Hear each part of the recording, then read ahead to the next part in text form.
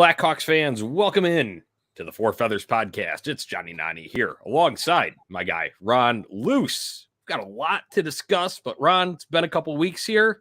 How you doing, first and foremost, my man?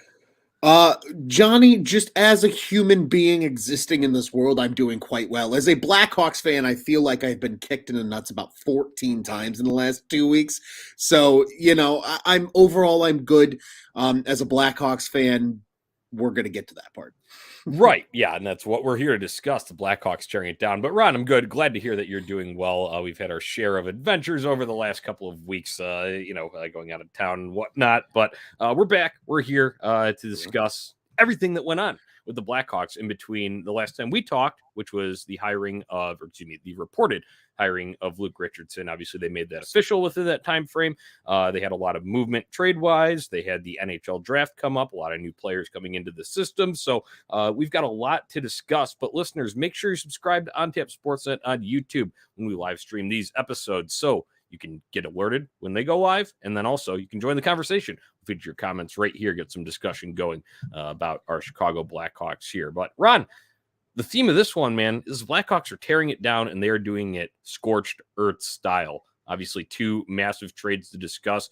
Let's start at the top with a guy that was a hot topic on our last episode that you and I wanted to retain, and that is Alex DeBrincat, going to the Ottawa Senators for a trio of draft picks. Ron, first of all, before we get into the nitty gritty of it, how does this make you feel? It makes me feel like, Jonnie, that Davidson is just trying to get rid of anything that even smells like Stan Bowman.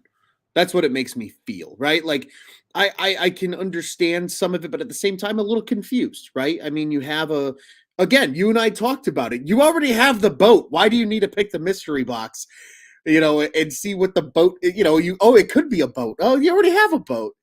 And it's just like, I think it's really interesting because it's not like Cat was, even if Cat was like 28, then I'd be like, okay, I get it. He's in the prime of his career, maximize the return. He's only going to get better. And I feel like they kind of got snubbed on the trade, Jonnie. So I think overall, my feeling summed up into one word is empty, is how that trade made me feel. Just kind of empty. That's a good one, Ron. I would put it definitely a little more hot on the night of the trade. I think a lot of people were, but I would still go with angry because I wanted the Blackhawks to build around him, and I thought he was a good piece for which they could build around. The only, being 24, was finally starting to come into playing some, really meaningful two-way minutes in terms of penalty killing and stuff like that.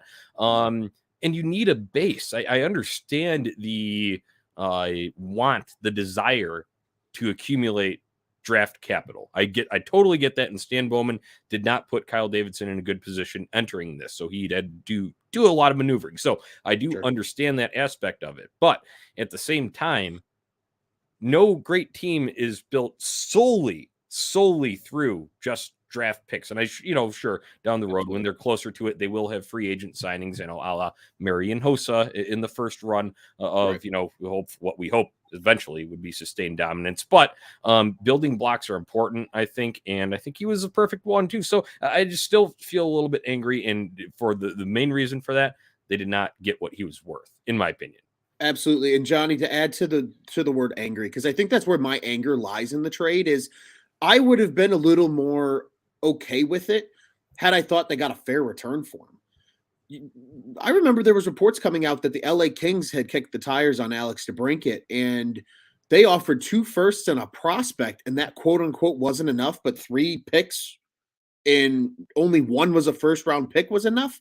And of course, it's in a draft too that has been widely considered by a number of draft experts, even over the last year, to be probably the weaker class of the last 3, right? And even of next year's class. Everybody's saying, "Oh, next year's class, 2023 is the class that you want to have draft picks in." Why couldn't you get another first, maybe a next year's draft from Ottawa or any team for that matter? I really feel like I feel like Davidson just took what he could get in this draft. And I know there's reports that they wanted a top 10 pick in this draft. Like that was a goal if they could get it.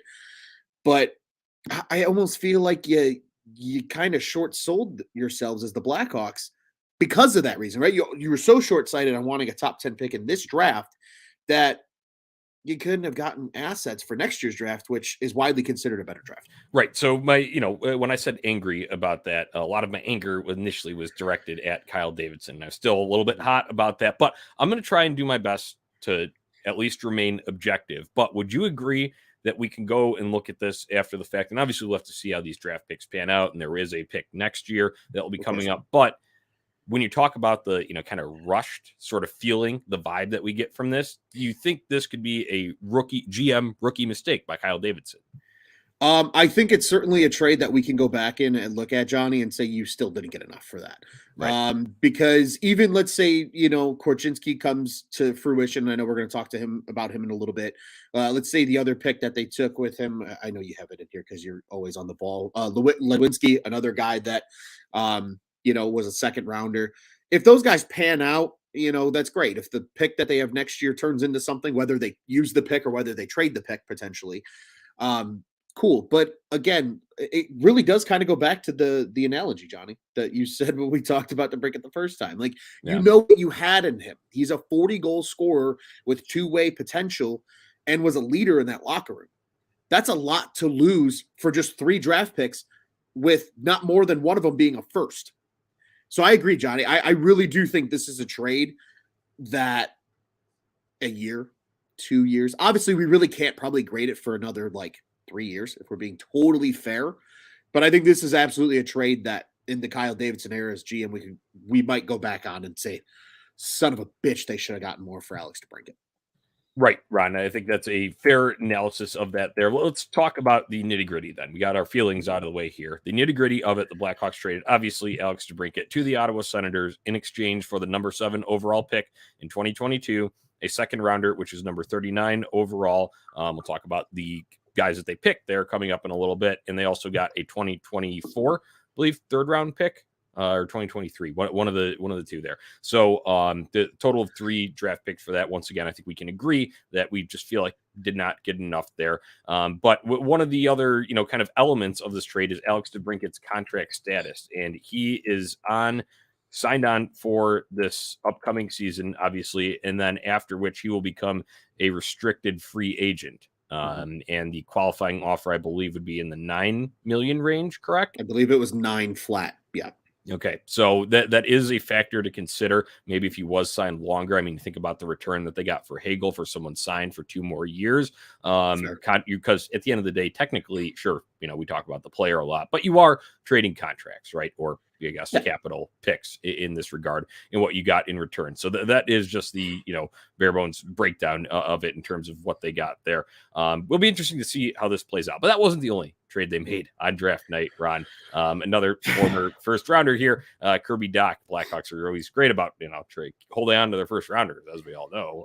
But yeah, Kirby Dach, 2019 third overall pick, goes to Montreal Canadiens in exchange for the number 13 overall pick in this year's draft, and then the number 66 overall pick in this year's draft. So, Ron, I think this one was a lot easier to stomach, and I think they got a fair return for Kirby Dach here. Yeah, it was a lot easier to stomach. And Johnny, just from an analytical standpoint as a Blackhawks fan, what that screamed to me with that trade was Kirby Dach was not the player that Kyle Davidson wanted when he was still a member of this front office in 2019 when they ultimately took Kirby Dach. Whether it was Bowen Byram that he might have wanted or Trevor Zegras or a number of players who have become very good NHL players in that 2019 draft class. There was clearly the uncertainty of, yes, Kirby Dach is still young. He is only 21 years old. He certainly could still thrive in the NHL. There's no saying that he can't. But certainly you can tell that Kyle Davidson wants to go in a different direction than Kirby Dach's skill set, I think, is a lot of it. And we got to see that with this trade. To your point, though, I think a very good return. I'm almost more pleased with the return for Kirby Dach, who had 26 points in 70 games last year, than I am for Alex DeBrincat, who scored 40 goals. But that's neither here nor there. I agree with you, though, Johnny. Good return for Kirby Dach if you just objectively look at what he's done and what they got. Right, and it's been a tough go for him here in Chicago. Obviously, was rushed into the league. We know that because of the Stan Brutally. Bowman, the win now sort of mentality that was in play when Kirby Dach came into the league. So probably could have benefited from another year in juniors if we're being totally frank, and then also probably some time with the Rockford Ice Hogs as well. And then that's not the only thing. Beyond the rush was the injuries, and we know there was already a shortened season in the 2021. I guess usually we'd say 2020, 21, but they only played in 21 there. And that caused him to miss most of that year due to the wrist injury suffered at World Juniors prior to that. So it's been a rough road so far for Kirby Dach. I like the guy. I hope he can find his stride there, but please don't do it against the Hawks if you do, Kirby. And this was one that I was not too upset about parting ways with. And Ron, for our sake here, now we don't have to listen to our guy Tony on tap yell about Kirby Dach's inability to finish. That's true. We don't have to listen to that anymore. It's almost, it's almost. He has a point, but he does have a point. He does have a point. But no, I agree with you, Johnny. I think this one, when I saw it happen, it was a little less of like a wow. It was like okay, I get it. Like, Davidson clearly it wasn't his guy. And maybe Davidson saw that as an opportunity too. Like you said, he struggled with injuries here. He was rushed. Maybe he saw it as an opportunity to say, hey, look, I kind of do feel bad for this kid. I think he might think he was rushed too, and says, hey, we get him a breath of fresh air somewhere else where he can develop, and we'll at least go get something for him now that we know we kind of want to build our team around. And I kind of have a couple points about that later when we discuss actual draft picks here, but absolutely agree with you. We don't have to listen to Tony bitch anymore, Johnny. But one thing, unfortunately, that you and I both are going through right now is we now have 77 jerseys that are now obsolete in our closets. So that's always fun. Right. Yeah, Ron. That one that always stings when you lose a jersey guy. I lost two jerseys. Yeah. Right. Yeah, we've lost a couple. You lose another one. Obviously, Calvin DeHaan is likely going to free agency as well. They're not going to bring him back. So, you losing a couple there. I guess 3 for you then. 2 for me with the Ryan Carpenter deal too this year. So that is always. You don't like to see that, but whatever. We'll replenish. We'll replenish our wardrobes as we usually do. Ron, you and I being the jersey connoisseurs of the Four Feathers podcast here. But with this one, I talked about the DeBrincat trade possibly being a rookie mistake for Kyle Davidson in his first real kind of whirlwind as GM because the draft always brings about a slew of moves. I think this one, the Kirby Dach trade, is one that you can look at as him taking advantage of another team's desire for just a player profile. And for whatever reason, the Habs are crazy about wanting a big-bodied center. And Kirby Dach, wouldn't say he's necessarily big in terms of muscle size yet and like bulky, but he is tall. So take advantage of that. Seriously, I heard him talking on NHL Network and like, oh, when's the last time the Habs had a big forward? And it's like, what the fuck does it matter if as long as they get the job done? I mean, hell, Philip Deneau was a great center for him, and he was no like towering beast, right? Right. Absolutely. And sometimes, Johnny, you're going to run into those trades, right? And good on Kyle Davidson to run into that trade, because if it was a guy that was already falling out of your favor as a general manager and you didn't see a future for him here in Chicago in this rebuild, then absolutely go get value for him. There was rumors today about a pair of players that I know we're going to touch on here and the inability to trade them. So the fact that they got, again, like you and I have both agreed on here, pretty good value for, if you objectively look at it, a player that had 26 points in 70 games last year, only 9 goals, and was a 3rd overall pick. A 1st and a 3rd's not bad for a guy that you just don't see a future with. At least you get something in return for him. I would agree 100%. So, Ron, I think that covers the big name trades here that we had. A couple other moves that are, while we're on the topic of the tank is on Kyle Davidson tearing it down. We've got qualifying offers. The news broke today. Strome and Kubalik, they will not be qualified by the Blackhawks. Not shocking, but I did like Dylan Strome. I appreciate what he did during his time here. And it is kind of sad that Just Fucking Crank It with Dominic Kubalik is coming to an end. But hopefully Taylor Radish can be the one to be the replacement there. We did see at least one example of that in his short time after coming over at the trade deadline. So just thoughts on these two guys moving, because obviously they're big names. They're the big names of this group. There's a few others that I'll list off here that are moving as well. But I know you and I were both kind of Strome sympathizers. I guess we could say that. Thoughts on these two Blackhawks moving on from them? Yeah, I think once the DeBrincat trade happened, I wasn't surprised at all by the Strome move. I think if DeBrincat was still here, I would have been more surprised if they really truly tried to move on from Dylan Strome, just because of the chemistry there. And obviously, there was a lot of favoritism with Dylan Strome playing with Patrick Kane, which is something I think a lot of people haven't entirely thought about too much, as they did play together quite a bit last season, had a lot of success as a trio. And the Kubalik one, I think that was kind of just in the cards because of the struggles last season, right? He had such a great year prior to that. Even in the 2021 year, everybody was like, yeah, his numbers were a little down, but they also had a terrible roster and he didn't have Taves and, he didn't have a real centerman to play with at most times in that season. So I think he kind of got a freebie there. But after this year, he comes in, doesn't make a lot of noise, really never was all over the place like we kind of expected him to be after he was a 30 goal scorer in the season that was abruptly ended by COVID. So I guess that's where I think the lack of surprises with a guy like Dominic Kubalik. I think it was kind of, again, just kind of in the cards the way the season played out.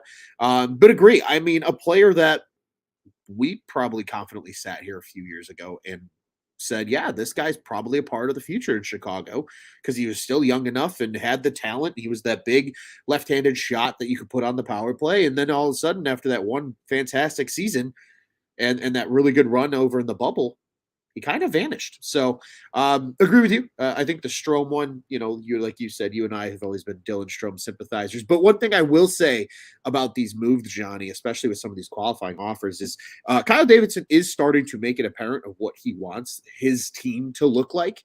And one of those factors at the center position is speed. And I think we've seen that with the departures of Strome and arguably Dach, because even though he had the long strides, he wasn't maybe the fastest player in the world. So that's a little bit of a thought and observation from these moves.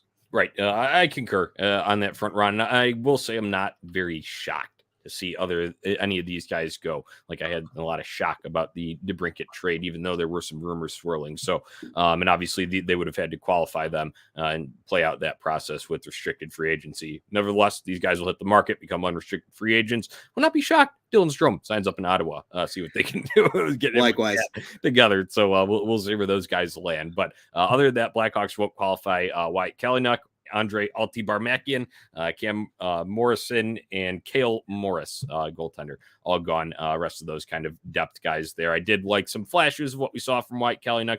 He showed some, like I said, flashes of ability. Nothing really consistent, though. Granted, didn't get the minutes. And that turns it over to who they actually will qualify, and that's Caleb Jones, Philip Kurashev.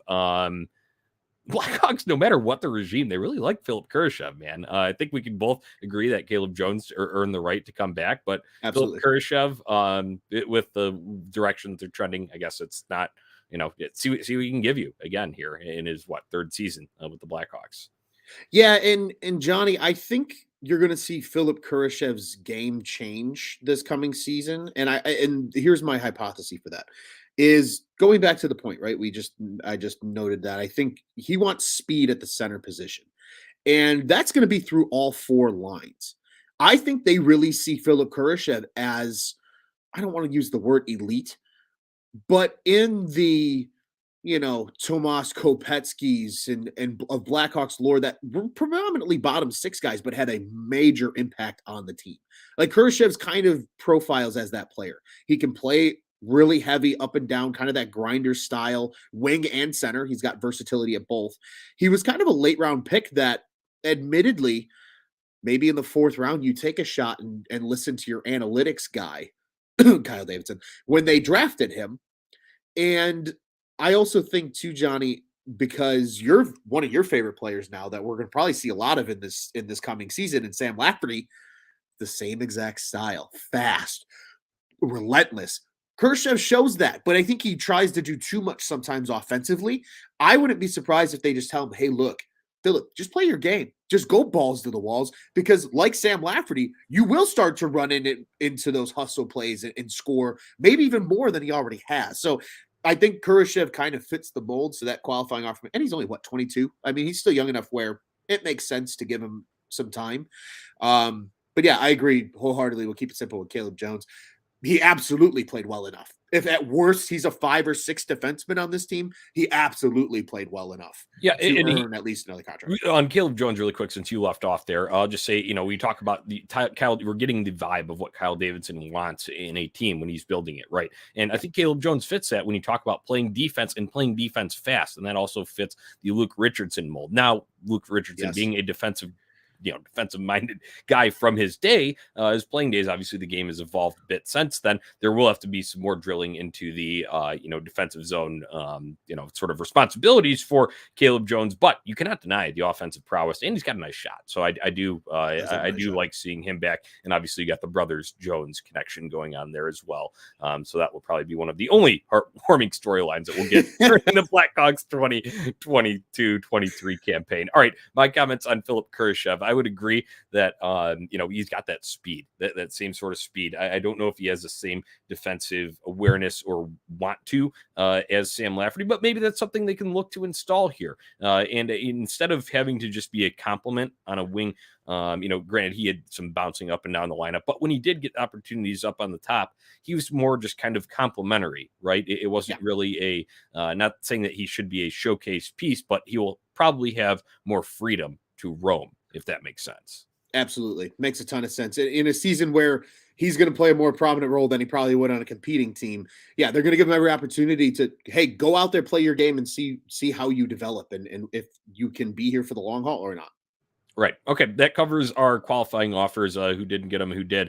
And then we got a couple buyouts too. Henrik Borgstrom and Brett Connolly, the Florida pair that came at the trade deadline a couple of years ago. Henrik Borgstrom, I think we had some high hopes for, but obviously just didn't show up. And he really I think he had an opportunity to do so, and he was given minutes to do so, but he kind of played himself out of it. So I'm not shocked that they had to do something there. The cap, sort of hits that they'll take on that, not too massive for him or Connolly. So we all kind of knew Connolly, veteran depth sort of guy anyway. So you got any comments on them? Yeah, just quickly, I think the Borgstrom, you put it perfectly. I mean, I remember this season he was given opportunity on the top line for a few games and just kind of disappeared. Right, we were so hyped about this kid that looked really good at Denver and was this great college player, and then he gets to the league and I don't know what the hell happened. I don't know if it was something down in Florida that they just scared the shit out of him. Who knows what it was, but something clearly just didn't click for him. Hopefully he gets another chance, but like you said, only like $80K on the cap for the next 2 seasons. It's nothing money wise for them to get rid of him.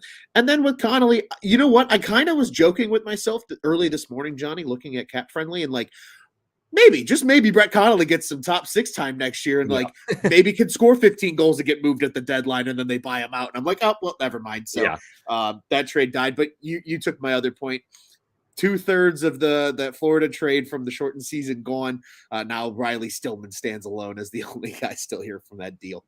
Right. Yeah. And I think I think Riley's still going to get himself some opportunities here. Obviously, he did last year as well when he was not injured. I know he had that shoulder issue, but we'll see what he brings to the table. But the other 2/3 of that gone. So that does it on kind of the sort of tear down, Ron. Let's get into the Blackhawks 2022 NHL draft class here. They made 11 picks, 3 first-rounders, 2 second-rounders, 3 third-rounders, 2 sixth-rounders, 1 seventh-rounder, very forward-heavy. 2 defensemen, obviously their first pick in Korchinski, and then only one other one there, 9 forwards taken in this group. So, Ron, I know you did a little bit of YouTube scouting. We're just disclaimer, we're not massive draft experts here, but we'll give you our take on what we've got here. So, Ron, what would you learn about some of these guys from your little bit of research here?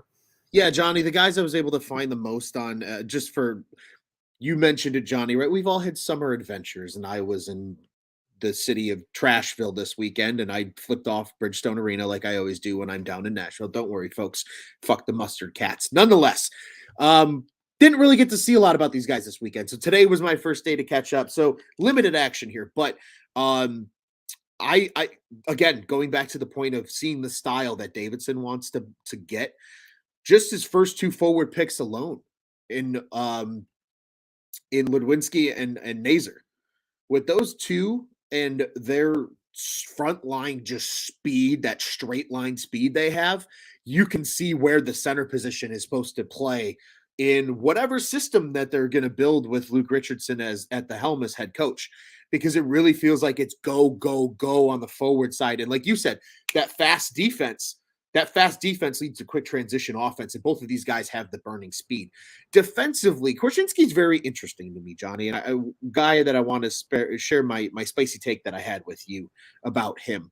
And he's a very balanced defenseman, truly two-way. Like he looks good in the offensive zone. He looks comfortable. He's the type of kid that developed correctly. He's gonna be a power play quarterback and a true power play quarterback. Not a shot at Duncan Keith in his time here, but he was never really a true power play quarterback. He could run a power play and do it just fine, but he didn't fit that traditional style, right? He wasn't a Chris Letang or a John Carlson or commands the blue line. Korchinski seems to do that even at the junior level.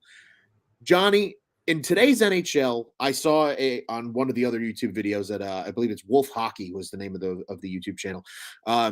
They broke it down, and they said that stylistically he seems like Rasmus Dahlin, and I can see it. I can see it in his game. Also reminds me a little of Shea Theodore, another today comp. Right. I believe he's the one that Korchinski said he models his game after Shea Theodore, right? Yeah. Yes. So, and you can definitely see that in his game.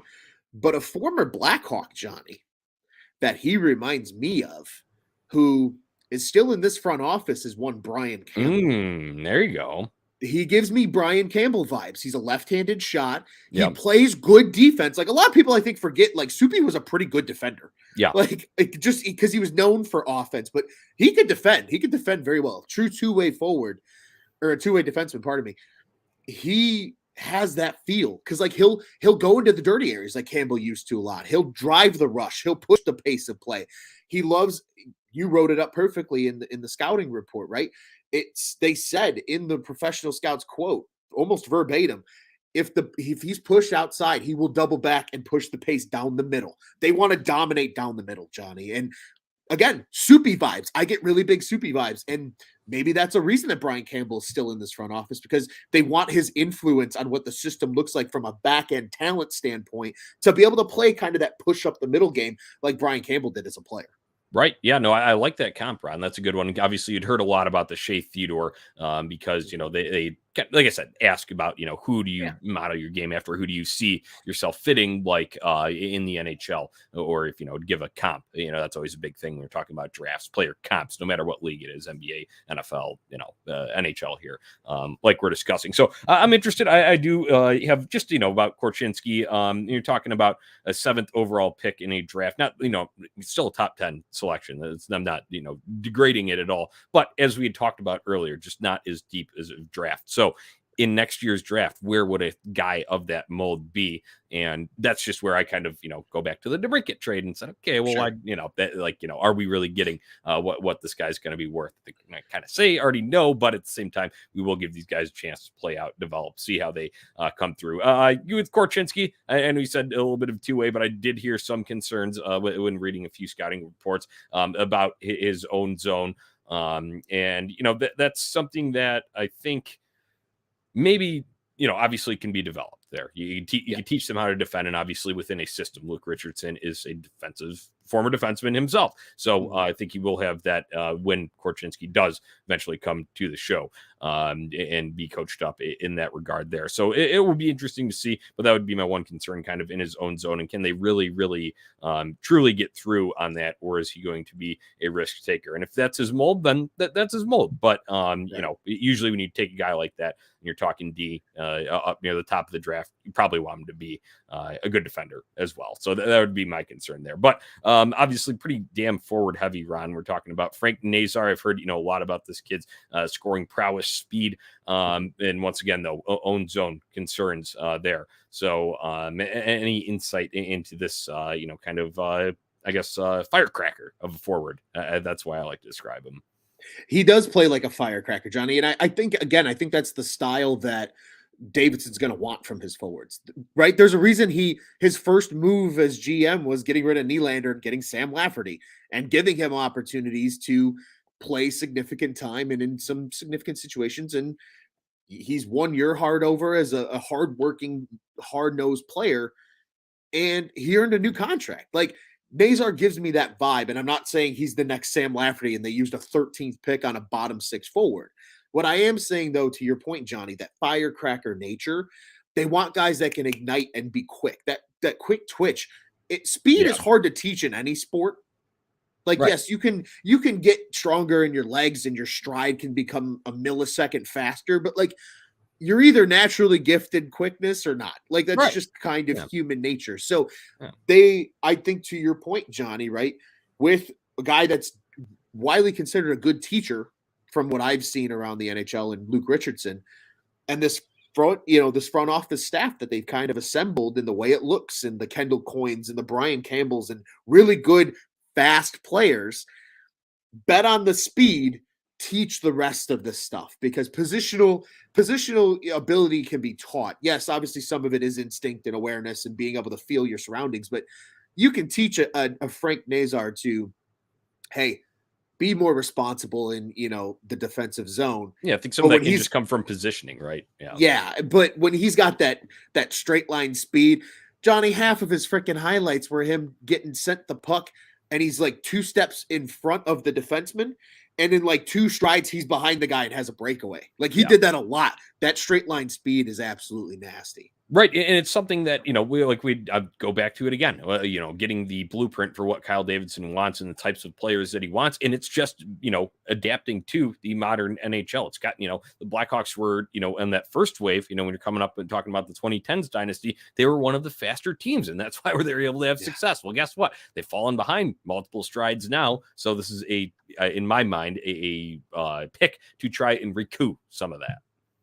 Yeah, I think that's well said, Johnny, and it bleeds through the rest. A lot of the other forwards as well. Just another guy I was able to actually see a lot of is Paul Ludwinski. Like he had a lot of plays where he was splitting D and just using that straight line speed down the middle to get into scoring, position and ultimately, those high danger chances that we like to talk about, right? You got to protect the house. These guys like to break into the house like burglars, Johnny. Yeah. That's what they do with that speed. Ooh, the Blackhawks burglars, if they come to fruition, yeah.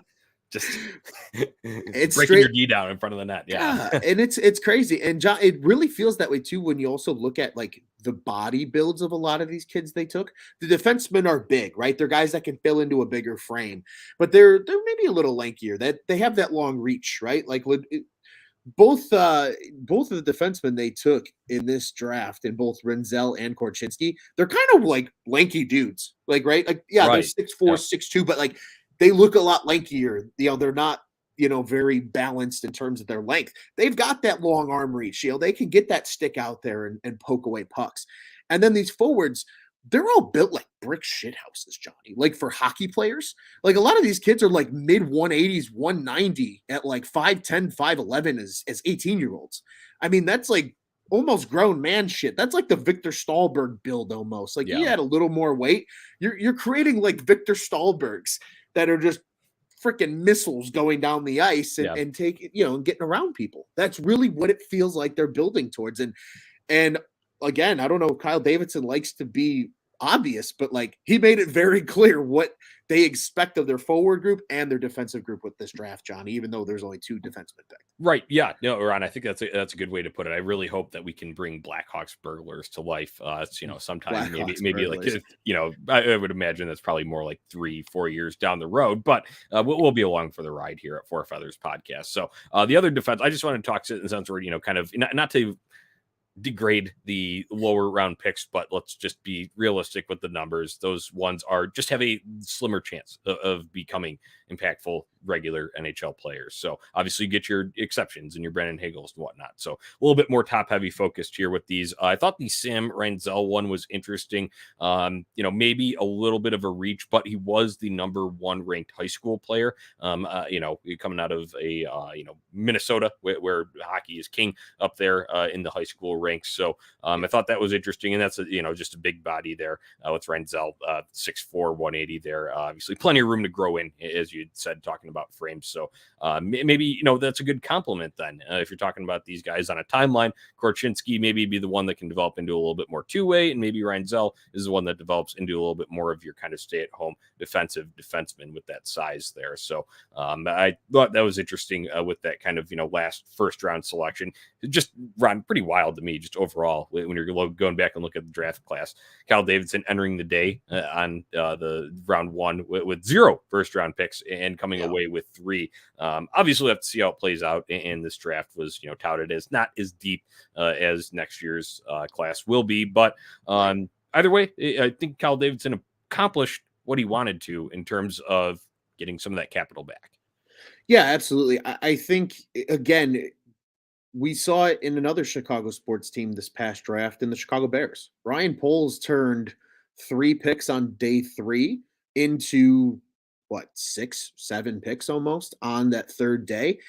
And I think for a new GM, especially, Johnny, I think it's good to get guys in and get them in what you're trying to do, right? Like, you want to take as many shots because you're more likely to just naturally hit on the more shots you take early, right? You want to get that jump start so you can kind of show, the ownership, hey, we've got what we want coming. Just let us keep doing this. Let us build that pipeline that we're just going to always continually have. That's everybody's goal that they want to do in sports as a GM. So I think Davidson accomplished that. To your point, goes and gets the 3 first. You get a goalie that at least is a warm body in net for the next 2 years. And Peter Mrazek, pretty good goaltender. I think a lot of people just forget about him because he's been hurt a lot over the last 2 seasons and kind of, vanished out of Carolina with what they did and et cetera. But at least a guy that's going to play good enough. It's not going to be the Jeff Glass era again in net. Like Peter Mrazek's at least respectable name.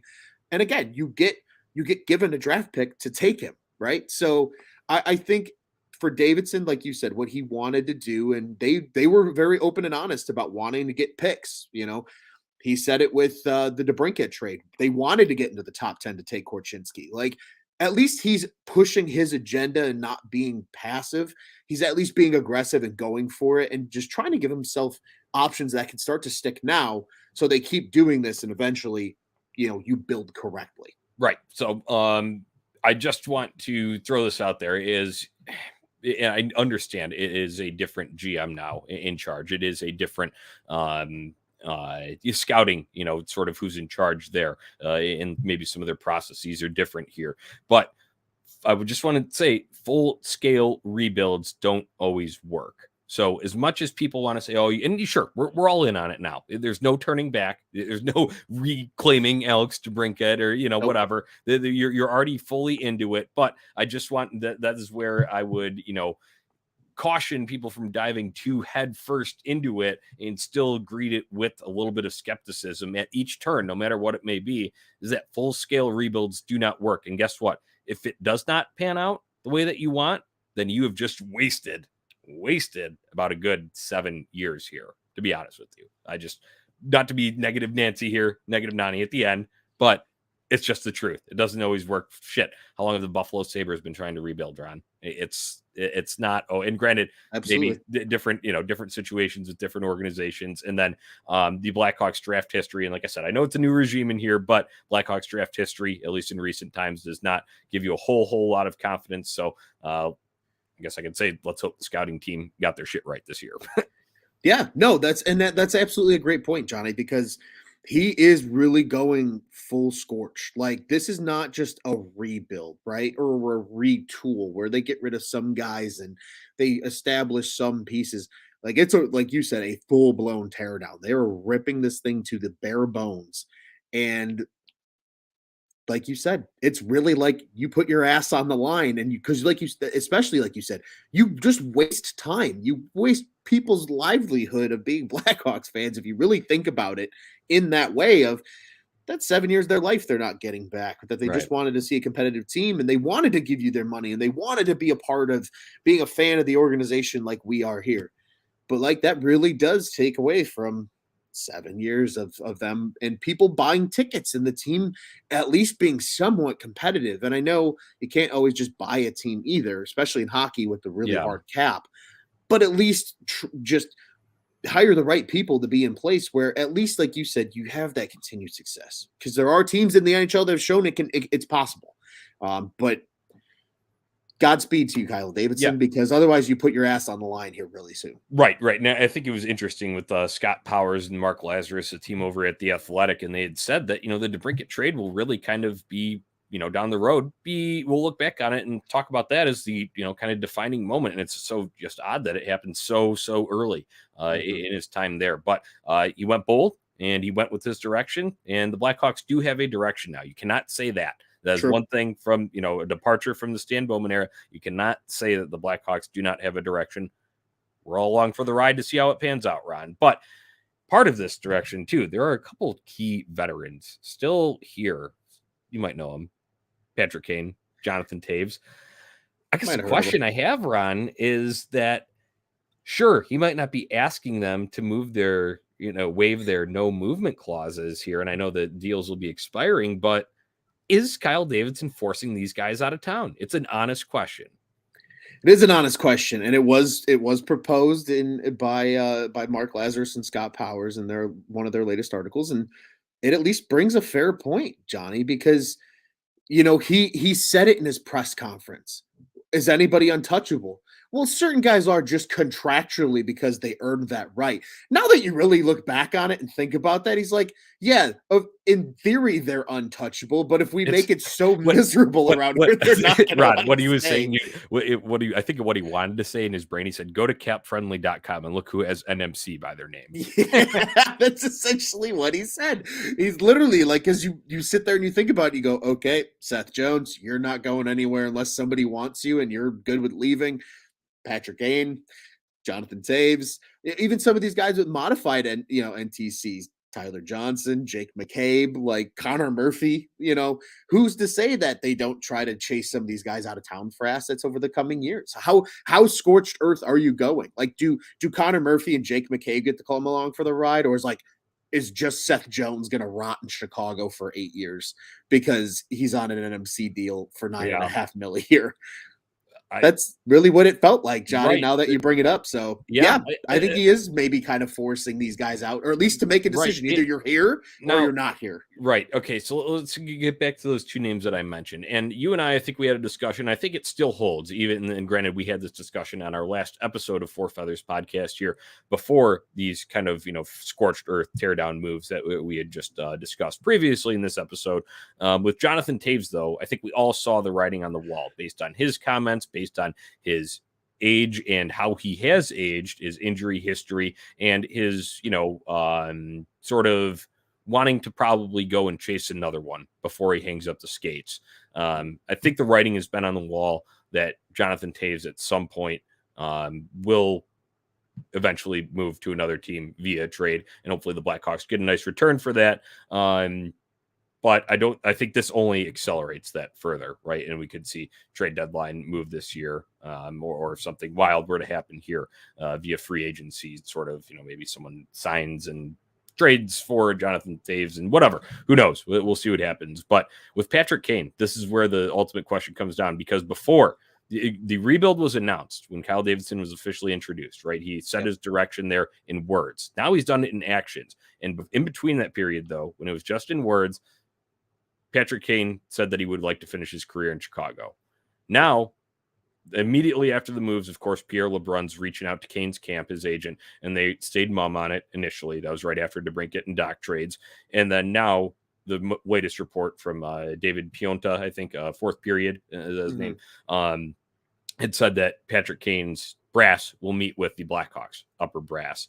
Ron, I would love to be a fly on the wall for those conversations and hear what Patrick Kane's agent and his representation has to say to Kyle Davidson, the Blackhawks front office now. Yeah, absolutely. Because to your point, Johnny, right, there was a rumbling, at least during the season, like you said, that Patrick Kane, wants to remain a Hawk his entire career and is going to sign another contract to stay in Chicago. Because maybe when they thought rebuild around Alex DeBrincat. And why wouldn't Patrick Kane stay here and at least play with Alex DeBrincat, his buddy, and put up good numbers and have this legacy? Now, all of a sudden, it's Patrick Kane and the Funky Bunch is really what this team looks like if he sticks around. Because who's to say that Seth Jones is going to be able to live up to the $9.5 million contract? Who's to say that there's a star in the wings. There really isn't, unless Lucas Reichel becomes this next great thing. That's really the only close to the NHL ready talent that they have at the moment. So this is very much a conversation, Johnny, that, like you said, I would love to be a fly in the wall for, because do they sit there and kind of come back to Davidson and go, whoa, whoa, whoa, I know you said rebuild, but this is insane? Or is it, hey, maybe you pay us a little more money to stay, right? And I'm not saying that's the direction he's thinking, but I'm just saying all of a sudden you get there and you can play that game of like 14 different directions that conversation can go. But damn it, Johnny, you're right.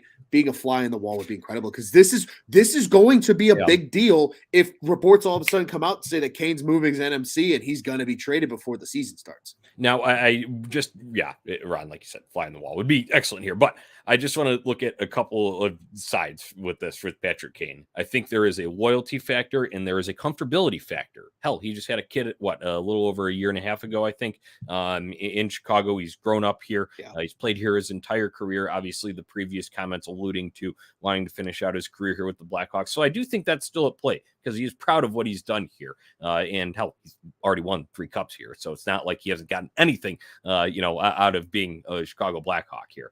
But at the same time, then when you go and see these moves, you're taking away his best buddy on the ice once again. Stan Bowman did it with the Artemi Panarin thing. But then, Alex DeBrincat eventually, you saw the yin and yang with them this year, being able to zip that puck across. I understand a lot of, DeBrincat's primary assists, goals were primary assisted by Patrick Kane. Kane obviously has a natural chemistry with him, and they've been able to just kind of perfect that. And we saw that a lot last season in those cross-seam plays and finding each other, especially, when they had a little bit more ice to work with, whether it be an overtime or a 4-on-4 situation. So, taking away Alex DeBrincat from that mix, I think, is possibly the thing that could make Patrick Kane change his mind. Correct me if you think I'm wrong there. I don't think you're wrong, Johnny, because I think he's saying deja vu. You mentioned it with the Panarin departure, right? Him and Panarin, those were some of Kane's best seasons playing opposite Panarin. I think a lot of people in hockey always think about, the great, like, single great people, but like a lot of the greats always have, like, I don't want to call it a sidekick. A partner in crime. A partner in crime is perfect, Johnny, because you had the Malkin to the Crosby, even though it sounds like Malkin's going to the free agent market now. But you had the Malkin to the Crosby. You've had the Stamkos to the Kucherov. You had the Vinny Lecavalier to the Martin St. Louis. Like, there was always kind of a duo. Patrick Kane, I think, was sold on, it's going to be me and Artemi, and he's my Russian buddy, and we're from two opposite sides of the world, but we work and we mesh, and this is going to be great. And instead, he's dealt, and then you're like, okay, all right, I'll get over it. And you find DeBrincat, and you're like, okay, we got something here. You're going to keep this one, right? And then no, you do it twice. You stab him in the back twice. You take away his guy twice.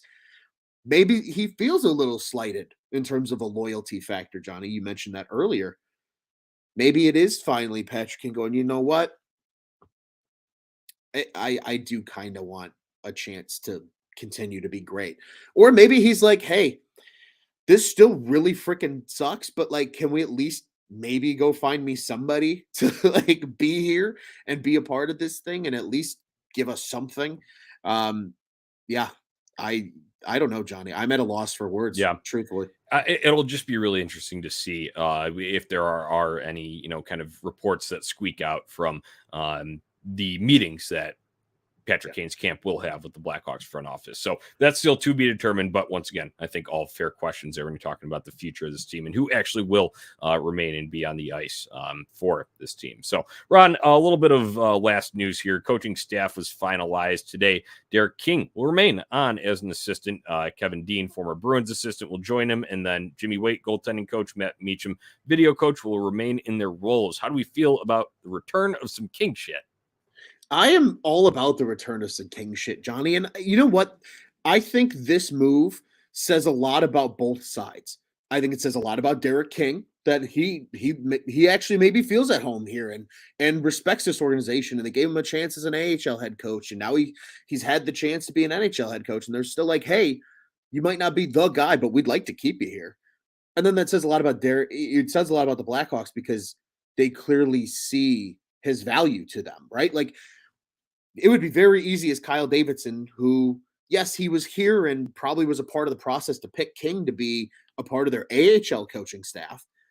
But it just says that he's kind of earned the respect in the organization of like, hey, you're a good hockey mind. We're actually surprised with what you did given everything that you dealt with last year.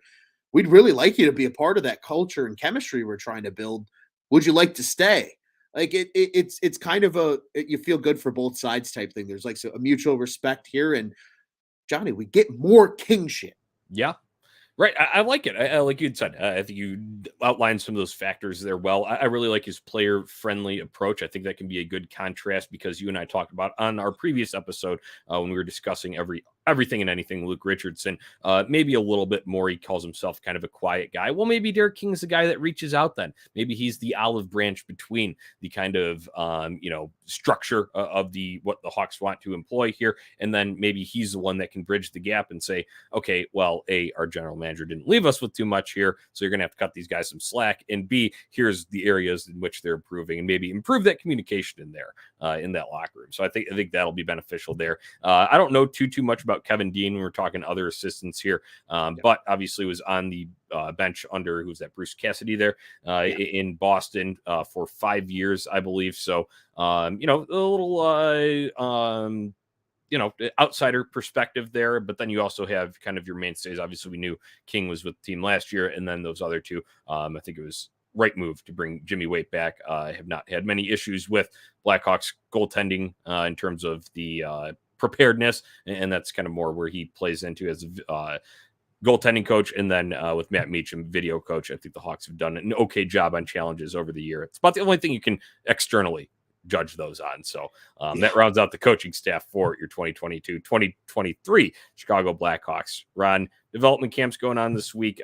They'll have a different sort of format, 3-on-3 tournament style to round up the week. They usually have done a kind of, I think it was either 2-period scrimmage in the past. 5-on-5. Now they're changing that format. Always good. 3-on-3 hockey, plenty of ice, but it'll be interesting to see. Might possibly take a gander up at Fifth Third Arena this week. Plenty of draft picks on display. We shall see what the end of the week brings.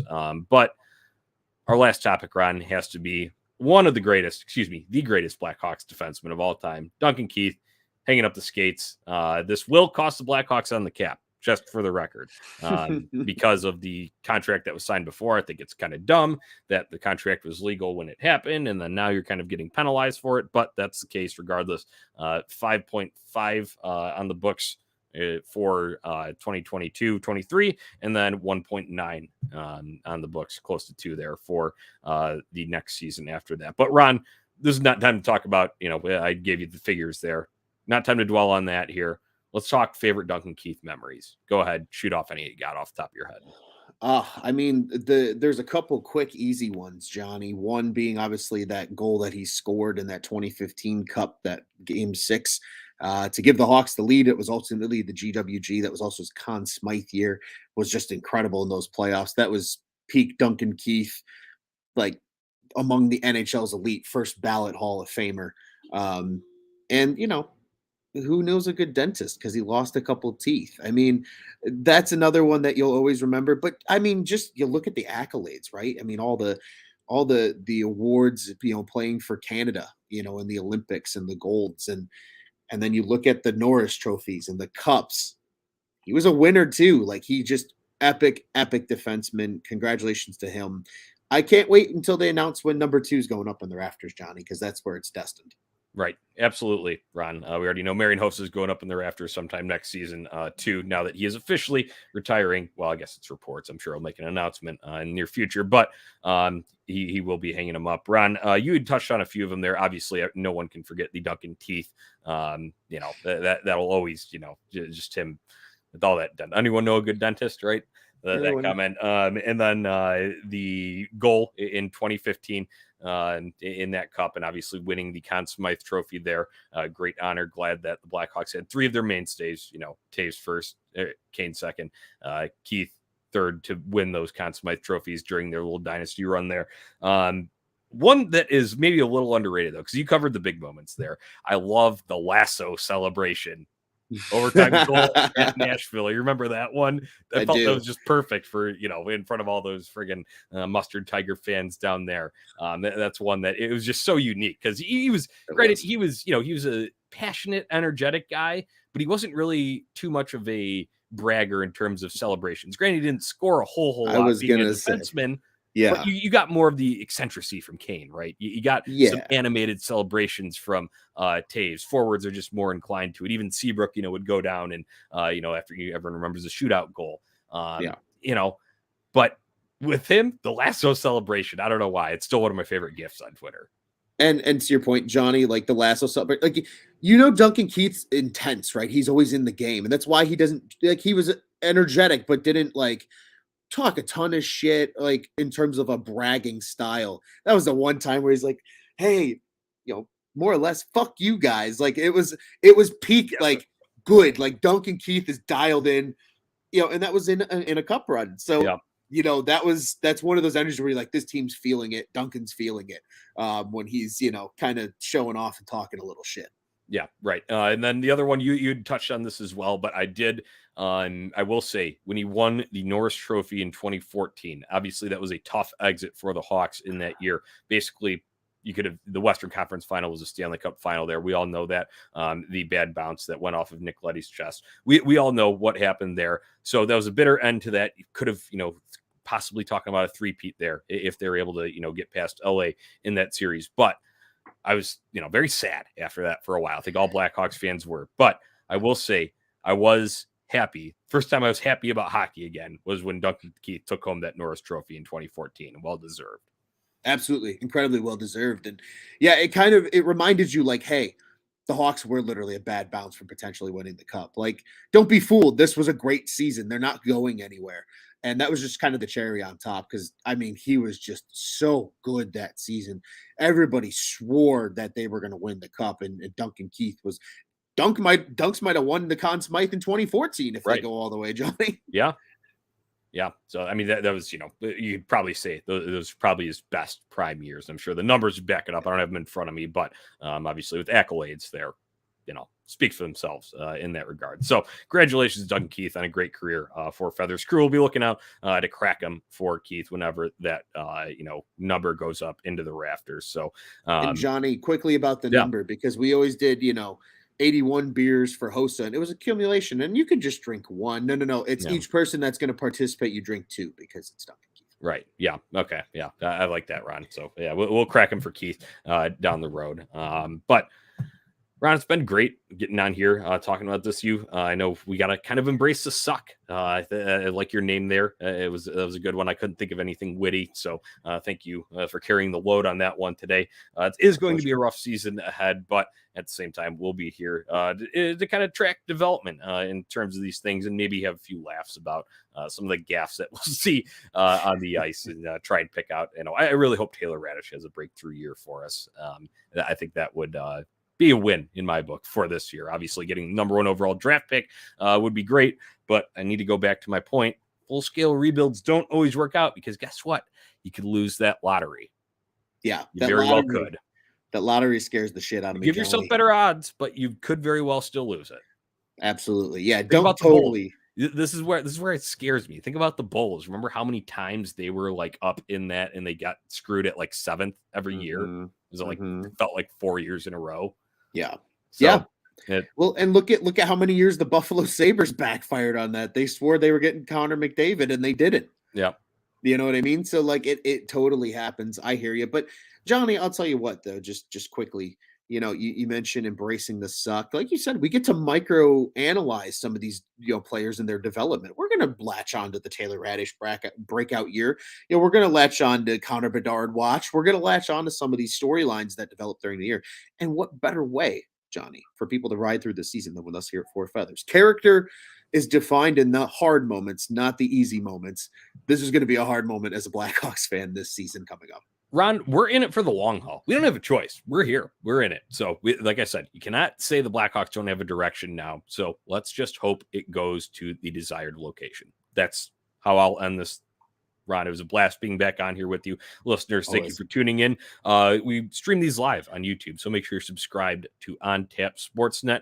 Press the alert button so you know when we go live, and then jump in with your comments, and we can feature them here on the show. Get some discussion going. You can follow us on social media at Four Feathers Pod and at On Tap Sportsnet. And as always, check out ontapsportsnet.com for all of your Chicago sports literature and podcasting needs. We'll see what development camp brings this week, Ron. Be back at it, maybe after some free agency moves. I know we haven't talked a whole lot about that, but nothing major expected from the Hawks, but maybe a few names that will come in to the fold here to literally fill out the roster. So we'll see. We'll be back when any of that happens. So until next time, Ron, let's go Hawks. Let's go.